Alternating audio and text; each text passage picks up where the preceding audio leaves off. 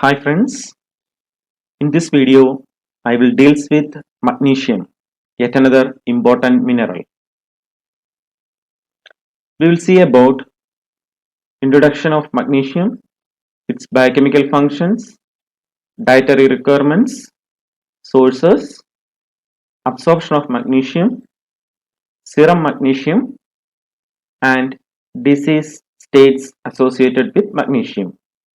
Magnesium is the fourth most abundant cation in the body.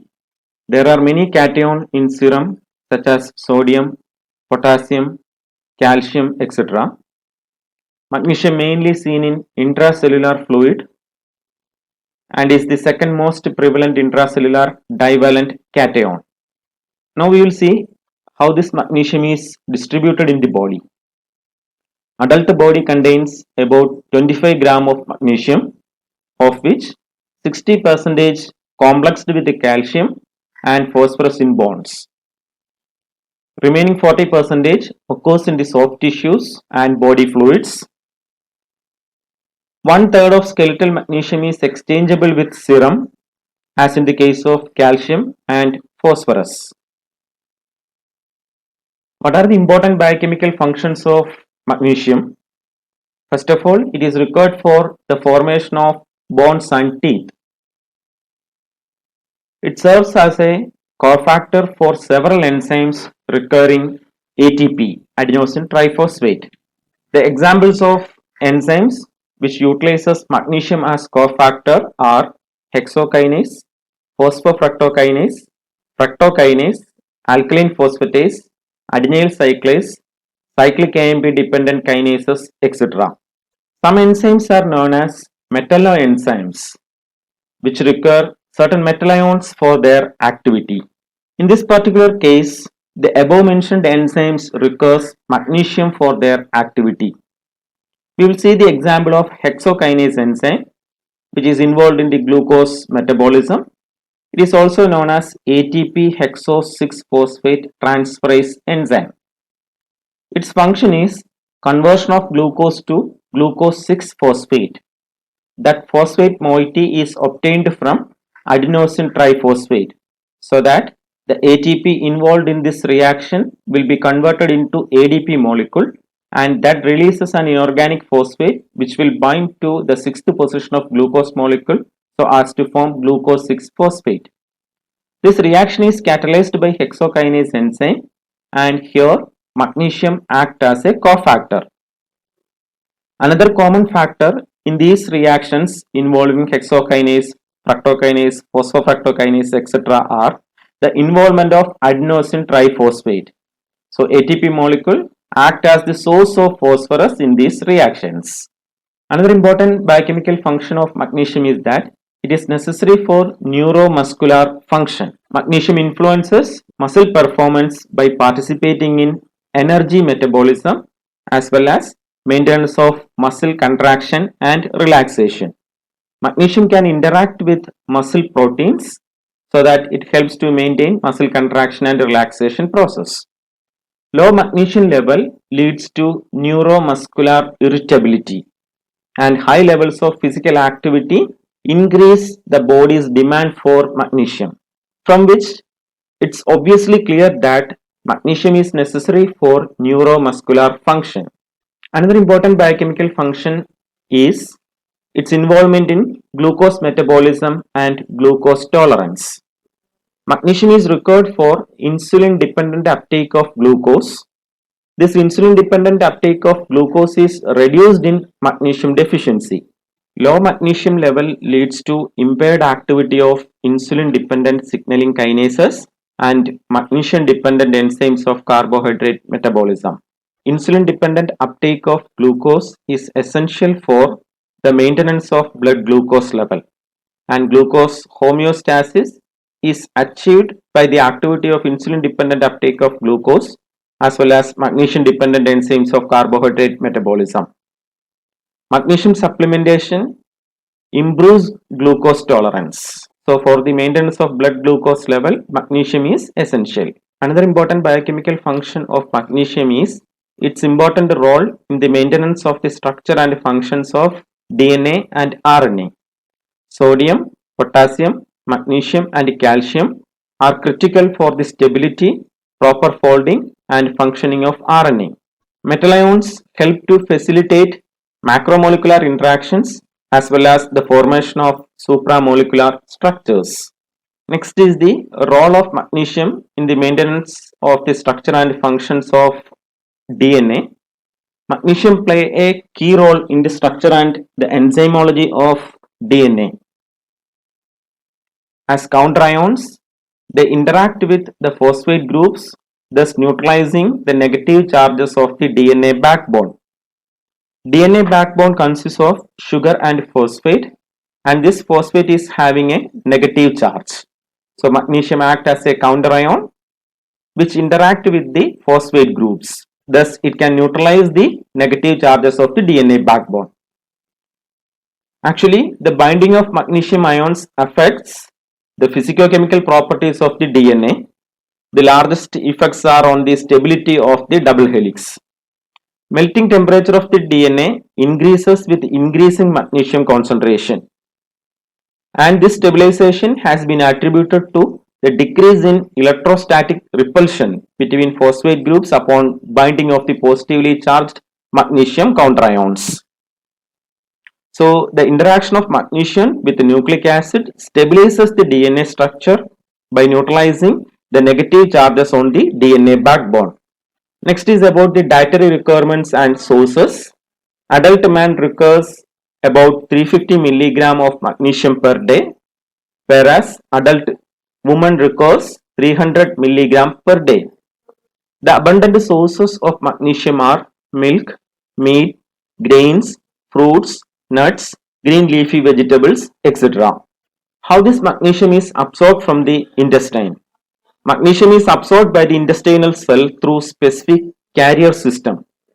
About 50% of the dietary magnesium is normally absorbed, and this absorption is by means of transcellular pathway and paracellular pathway.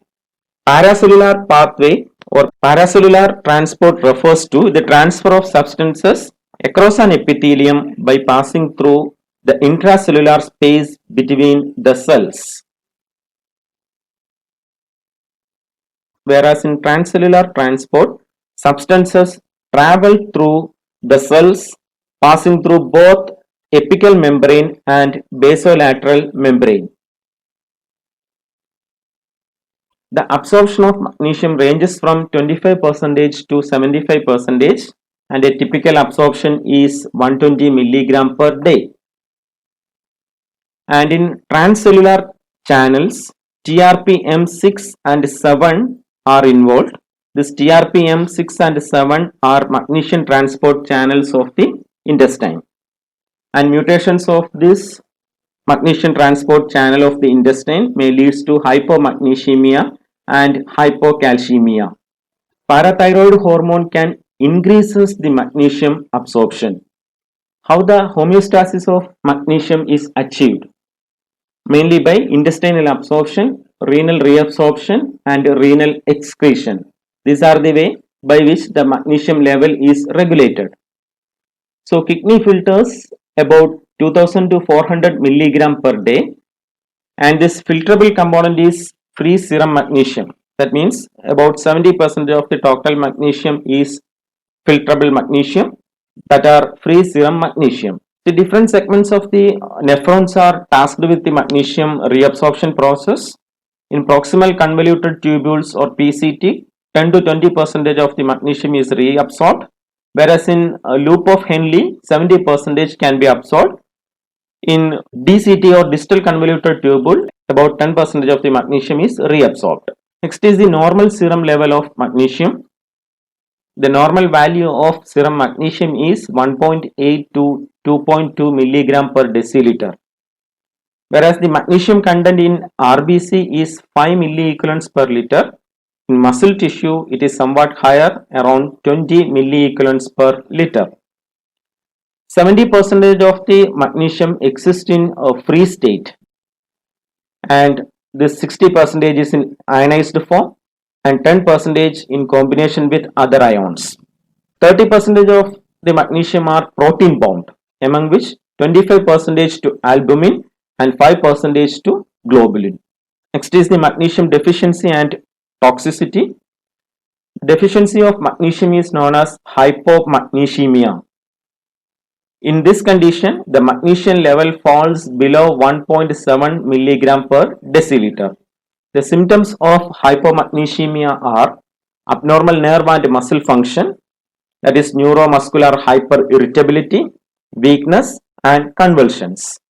The major causes of hypomagnesemia are: it occurs in alcoholics, vomiting, diarrhea, malnutrition and diuretic therapy. The increased level of magnesium or toxicity of magnesium is known as hypermagnesemia. It is usually uncommon and the causes are large dose supplements. Also, the renal failure. Both these conditions leads to hypermagnesemia.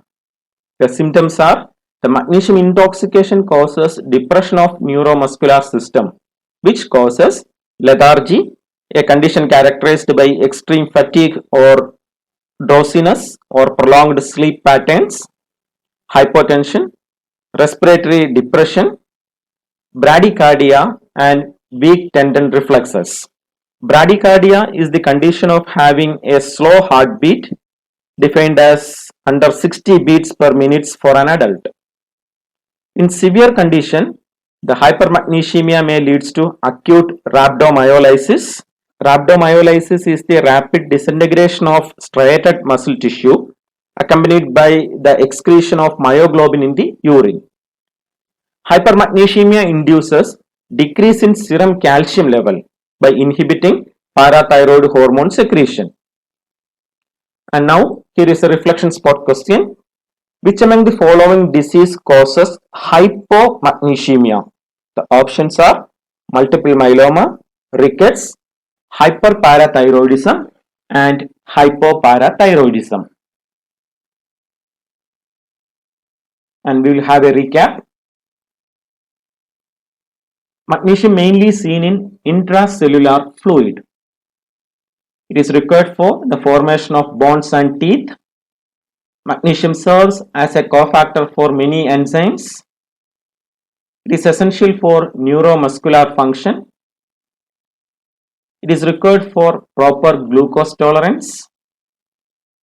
Magnesium is important for the structure and functions of nucleic acids. The dietary requirements of magnesium is 300 to 350 milligram per day, and magnesium homeostasis is maintained by intestinal absorption, renal reabsorption and renal excretion. These are the ways by which the magnesium level is regulated in the body. The normal serum level is 1.8 to 2.2 milligram per deciliter. The deficiency of magnesium may lead to hypomagnesemia and toxicity is known as hypermagnesemia. That's all about magnesium. Thank you.